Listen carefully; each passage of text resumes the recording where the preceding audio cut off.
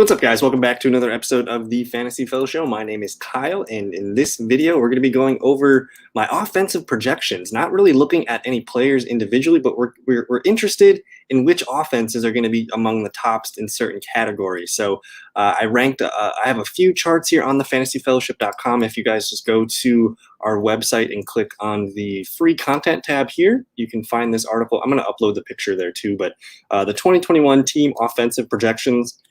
I'll also insert the link in the description below too.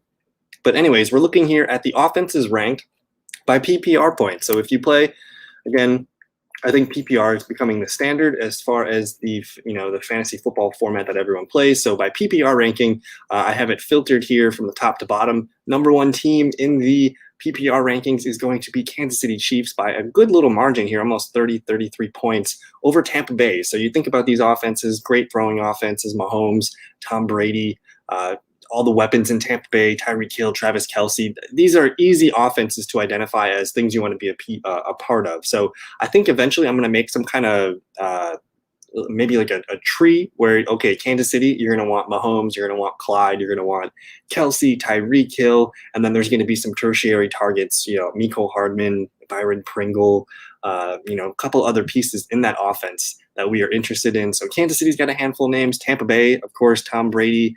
Not sure about the running backs, but, Chris Godwin, Mike Evans, Antonio Brown, maybe a tight end or two. And then with Dallas right here coming in at offense number 3.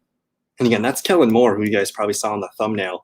But I have them very high up in yards. I think we'll find them in one of the charts below. But they're coming in at number 3 in total PPR points. And of course, Dak Prescott, Ezekiel Elliott, the 3 receivers that they have there, and CD Lamb, Amari Cooper, Michael Gallup, and then the tight end, Blake Jarwin. We'll see about Dalton Schultz too. But just heavy powered offenses here that you guys want to be a part of. So you should probably draft Chiefs players. You should probably get a Tampa Bay player. Try to get some Dallas players. Try to stack, one of these quarterbacks with a receiver or two.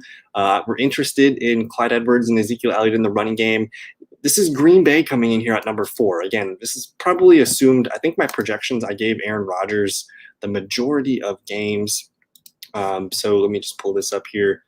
This is you can access my projections document in the draft kit, 2021 draft kit. It's only $15 one-time payment. But I do have Jordan Love even playing maybe 2.5 to 3 games in this offense. And Green Bay is still coming in at the number 4 offense with almost a full season of Aaron Rodgers. So if Rodgers does play, you're talking Rodgers, you're talking Aaron Jones, you're talking Devontae Adams. Those 3 are going to be studs.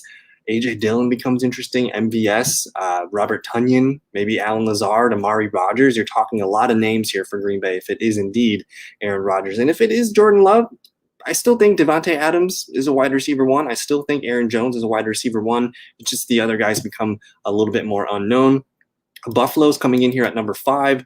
Again, just these offenses that we're talking about, they all have maybe 4 or 5 useful fantasy players. So, of course, Buffalo, Josh Allen, Zach Moss or Devin Singletary, one of the running backs. So it just makes me lean towards that passing game over in Buffalo. Stephon Diggs, hell yes, sign me up for Stephon Diggs. Emmanuel Sanders, Cole Beasley, Gabe Davis. We'll see about Dawson Knox, but just a handful of players on these teams. And then you get Seattle, you get the Chargers, the Rams, the Saints, the 49ers. These are my top 10 projected offenses for PPR output. And then you have this is where it gets, after the top 10, it starts to get a little bit more, what's the word I'm looking for?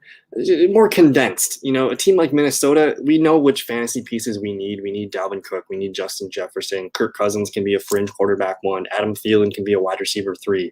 When you start to see the total amount of players on that team gets a little bit shorter and not as abundant for fantasy. So the Cardinals, we know Kyler Murray, DeAndre Hopkins, those are going to be the 2 fantasy studs, but everything else after that is up for grabs. The Raiders, you have Darren Waller, of course, maybe Josh Jacobs, maybe Henry Ruggs, maybe Derek Carr, maybe Kenyon Drake. Atlanta's interesting too, because Matt Ryan's still going to be, a potential quarterback 1 this year. Then you're talking, of course, Calvin Ridley having a monster season.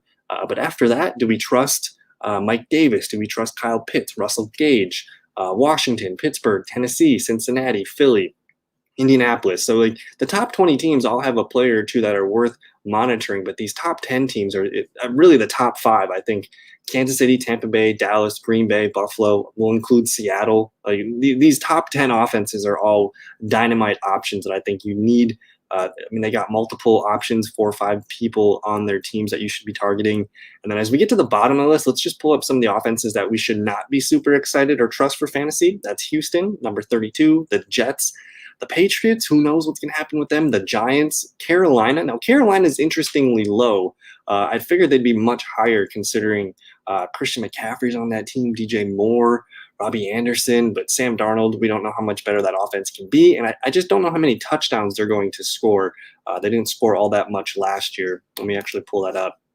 So in terms of actual points per game, let's see where Carolina was. So Carolina was still a bottom 10 team in points per game, but not much has changed. You know, a lot of these bottom 10 teams are still bottom 10 teams.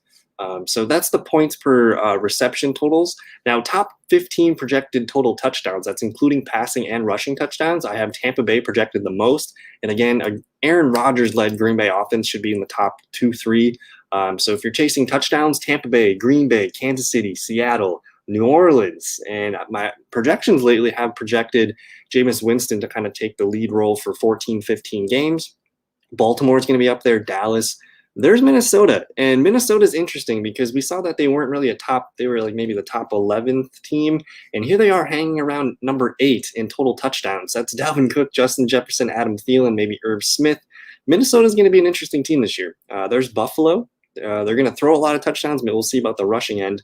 San Francisco, Tennessee, Arizona, Las Vegas, Cleveland, the Rams. This touchdown column is very important to me. I think there could be a lot of useful players. If you just wanted to hack off half the league and say, I want to only draft players on these 15 teams, I'd have no problem doing so. That you're not really chasing touchdowns. You're just kind of going where the touchdowns are flowing. So that does make sense to me.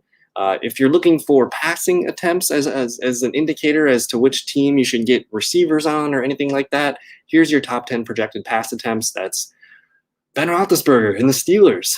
I think they led the league in pass attempts last year. I don't know if I can see this. I might have to go to a different website. But Ben Roethlisberger is going to probably attempt the most passes. Don't know if he's going to be the most useful for fantasy, though. Just his average depth of target is pretty low. But Pittsburgh, they're going to have three wide receivers that are useful. In terms of passing attempts for the Chargers, you got Keenan Allen, Mike Williams, a couple other receivers there, and Austin Eckler, Jared Cook. Dallas, Kansas City, Tampa Bay, Buffalo, Atlanta, Cincinnati, Washington, and Philadelphia. Philadelphia is actually up there pretty high. I have them running a lot of plays this year, but I would recommend snagging wide receivers. Try to get a list of wide receivers from only these teams. If you can do that, you're putting yourself into a high target situation. So that makes sense to me. In terms of passing yards, again, you can kind of use these. I think a lot of these teams overlap here. I don't see any difference. Maybe Philadelphia is not on this list. It looks like Seattle makes that list. So in terms of passing yards, again, and when we did our data study on yard share, we found that wide receiver yards were very important on where they finished as PPR receivers. So maybe the yards, maybe we don't care too much about the target volume. Maybe we care more about output through the yards. So these 10 teams, are worth grabbing a wide receiver off of. That's Kansas City, Dallas, Buffalo, Tampa Bay, the Chargers, Atlanta, the Rams, the Bengals, Washington, and Seattle. If you can get a list of 3, 4, 5 wide receivers off these 10 teams, I think you're doing pretty well. And then here's projected passing touchdowns. Again, nothing really crazy here. Minnesota, though, look how high Minnesota is again. It's making me like Justin Jefferson and considering Adam Thielen a little bit there. So you're starting to see some things here that stick out. These teams on these lists are teams that I'm willing to target in considering some of the best offenses. Now, as we get to the rushing side of things, here is your top 10 projected rushing attempts. That's Baltimore, Tennessee, Philly, New Orleans, San Fran, Cleveland, Arizona, Minnesota, LA, and Indianapolis. These are teams where you should be drafting running backs from. Now, some teams have more running backs than others. In terms of Baltimore, I guess Lamar Jackson's a part of this, but Lamar, J.K., Gus Edwards. With Tennessee, it's, of course, Henry. Philadelphia, I'm including Jalen Hurts with these rushing attempts, as well as Miles Sanders. New Orleans is Alvin Kamara, Latavius Murray. San Francisco, Raheem Mostert, Trey Sermon, Wayne Gallman. That's a heavy trio there. Who knows how the carries are going to shake out there. Cleveland, Nick Chubb, Kareem Hunt, worth putting on your list. Arizona comes in with Kyler Murray, James Conner, Chase Edmonds leading the rushing attack there. Minnesota's all about Dalvin Cook. LA Rams, Cam Akers going to make the list. A lot of interesting players starting to shake out here. Indianapolis to finish as the number 10 team with Jonathan Taylor. Here's rushing yards again. We kind of talked. I don't know how important the rushing attempts are because this kind of, just in our study that we found yard share to be the most important. So taking running backs that are going to run on a team that's going to have a lot of yards, I do like this option. Here's your rushing touchdowns. And then as we get to the final, here's your top 10 projected receptions. These are all teams that I would consider drafting wide receivers from.